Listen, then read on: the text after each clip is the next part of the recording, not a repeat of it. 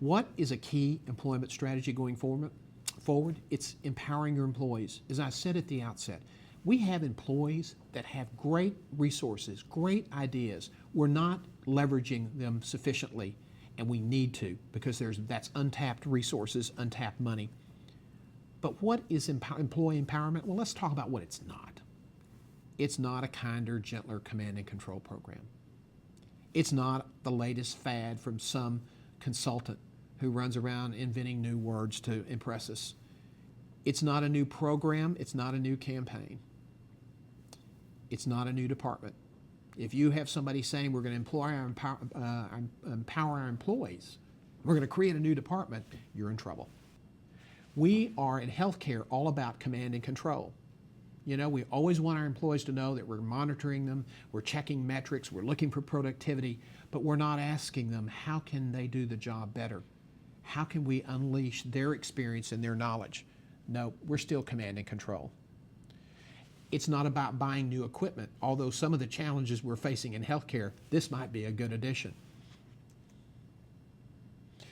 It's not something you can talk about in terms of a campaign. Sometimes we write things and try to promote our employees, and we don't really think things through. School-free drug zone, and that's enforced. That's not really the message we want to be sending, and certainly there are ample examples in hospitals where we've written stuff and had an adverse effect on our employees. What is employee empowerment? Well, quite simply, it's a new way to lead, a new way to manage day in and day out. And this is not something you're going to do for just a predetermined amount of time. It's the rest of your career. If you don't come to grips with that and master this as a leadership strength and a leadership ability, you're going to struggle. Now, before we go forward, let's talk about two things: leadership and management. You manage things. You manage cost. You manage your expenses. You manage your supply chain. You manage the metrics. You do not manage people. If you're not leading people, you're in trouble. It's a collection of values. Empowering your employees. It's about communicating in a new way. It's about empowering them to be your partner to help do a better job running the department. It's about trusting them. It starts with the people you hire. If you're not hiring the right people, you're in trouble. You're going to end up with bigger problems. It includes, how do we orient our employees? You know that half the people we bring in from outside organizations, 50% are gone within 2 years.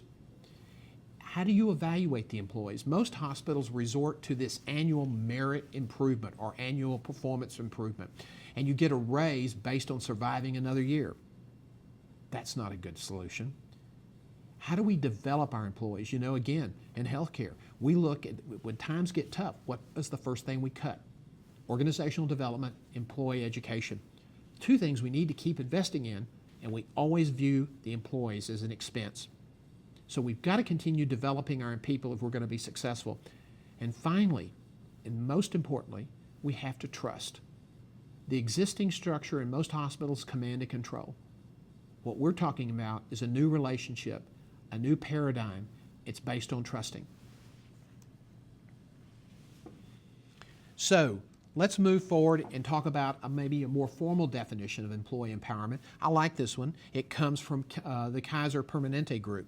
And basically it talks about when you engage your staff and you leverage the resources so that your department can do a better job servicing, your department can do a better job in managing cost, your department can do a better job in recruiting the best people and then keeping them.